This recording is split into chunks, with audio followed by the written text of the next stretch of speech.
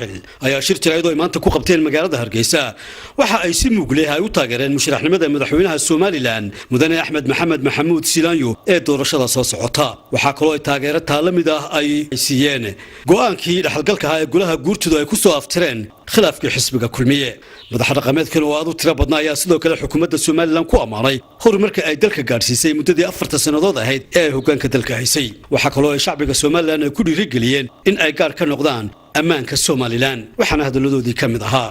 aniga Suldaan Cismaan Sheekh Hureen Maxamed Awal Bari Suldaanka Awal Bari waxaana nasiib wanaaga haddii laba dhinac ay u garqaado oo cidii u garqaaday labada dhinacba ay qaataan waa gobonimadii lagu yaqaanay waxgaradka gudoomiyaha xisbiga iyo madaxweynaha waxaan leeyahay idinku waa muujiseen gobonimadii waxgaradka lagu yaqaanay taageerayaasha iyo shacabkana waxaan leeyahay hoggaanka xisbiga iyo madaxweynuhu waxay isla qaateen yaan si kale loo turjumin halala qaato sida Soomaalilandba bari iyo galbeed u taageertay go'aanka guurtida iyo musharaxnimada madaxweynaha Axmed Maxamed Maxamuud Silaanyo annaguna waanu taageersanay waanaanu soo dhaweynaynaa reerkan afka la soo mariyay xaweeyaan tii timaad iyo dawladii timaad batiirkeeda weeyaan ha ahaato sidaasaad qabaa'ilka degan iyo dadka degan ee reer Soomaaliland ba nagu yaqaanaan waa reerkii dawladii ugu horeysay dhisay waa reerkii tii ku xigtay dhisay waa tasaddexaad reerkii dhisay ee tiirka u taagay ee siyaasadeeda tiirka u taagay waxaanu ilaahay ugu mahadinaynaa midna kuma naaqsaarin gudoomiyaha xisbiga kulmiye Muuse Biixi Cabdi oo isna u dhiibay guurtida arrinka go'aankii ay soo saareen aqbalay isagana waan ku taaniideynin madaxweynaha jamhuuriyadda Soomaaliland horaan u dooran oo horaan ugu dooran maantana musharaxnimadiisa musharaxay waan ku taageersanahay taa guurtada waan ku taageersanahay nabadgelyadana waa ka shaqaynaynaa waxaanu taageersanahay oo aanu ayidnay sida beelaha dhigayguba ay u ayideen go'aankii golaha gurtida ay u igmadeen madaxweynaha iyo gudoomiyaha xisbiguba kuna ayideen go'aankii ka soo baxay waanu ku taageersanahay musharaxnimada madaxweynaha 5 sano ee dambe waanu ku taageeri doonaa bismillaahi kariim sida ay salaadiinta subeer awalba kaga dhawaajiyeen hiil iyo hoobo waa la garab taaganahay adigoo kolkii ololaha lagu jira aad ku soo fuuli doonto kulmiye madaxnimadiisa adigoo gudoomiye xisbi una gabiilay adigoo ololaha ku jira ninkii ku yiri baan ahaa may gudoomiye ma hida madaxweynaha tahay maanta waxa ka xiga 20 cisho ninkii ku yidhaanahay maantana waxaanu ku leenahay waa 5 sanadood dhammaan kugu soo dhaweynaynaa dadkana waxaan ugu sheegaynaa nabadgelyadu waa naftaada ee naanida hajabin baa la yiri waa nabadgelyada eelashada waxaan leeyahay madaxweynaha maanta dalka haya inta dhabarka lagu sida baan sibeero farta dhiiban inta dhabarka lagu sido ee aan waxba garanayn baan farta dhiiban maalintii hore sidaanu maalintii hore u dhiibanaanu maantana u dhiibanayna saddex mas'alo ku dooranay saddexdiiba maanta waanu haynaa alxamdulilaahi rabbil caalamiin waa mujaahid ugu daaweynaa mujaahidiinta waa aqooyaan waanu ku dooran waxqabad iyo ayni waanu ku dooran saddexdaba waanu haynaa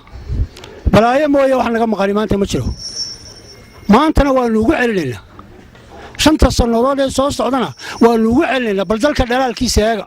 bal daaraha dhaadheer eega balaamiyada eega bal dalka sidaa u eega adow wuu ka naxayaa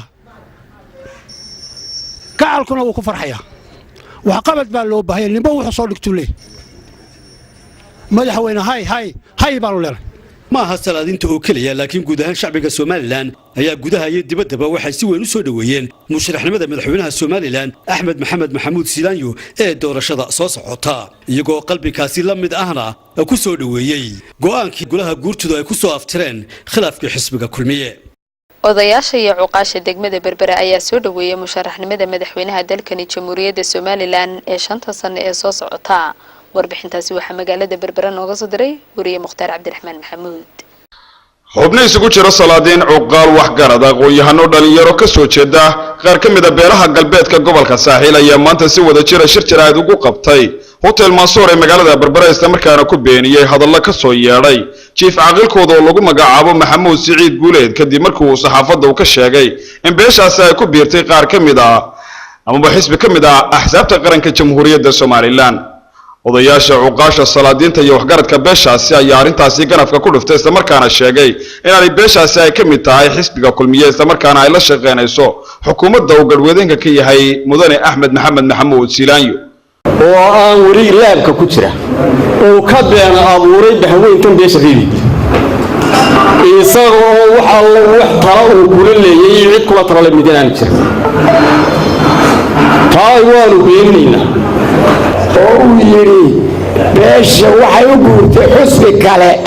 ama nidaam kale kaanu beerayna waa ka beeshu waxay ka tirsan tahay xusbiga muxaafidka ah Axmed Maxamed Silaanyo madaxda Kenya kaasay beeshu hoggaansan tahay waxba kama jira waxa uu ku hadlaynaas xusbi xaafid madaxweynaha Axmed Maxamed Silaanyo hogaaminayo ayaana horena u ahay imikana nahay mowqifkaygu waxa weeye inuu jamhuuriyadda dimuqraadiga Soomaaliland inuu la shaqeeyo xisbi xaakimka horena ula soo shaqayn jiray sidii looga bartay waxaanu sheegnaa beenahay waxaanu sheegaynaa jiifayagii Maxamuud Siciid inuu malaan baday ومجيء أنا ريت كوتشين أما مرحلة كيسباي أما أو ولا مرة مدح قرنك مركو هذا يو حاجة شديدة جالي وحن أوفر أنا هركن مقدر يا فرحين حال قرنا أيوة مقدر يا كيف عاقلكو تيلتي سكلا صباح يا هاي وحن حسبك وباشو حسبك الموجة حسبك الموجة أنا وحاكلني حسبك الموجة حسبك يقص سعره وأنا حلبان كودي مكان كان كهذا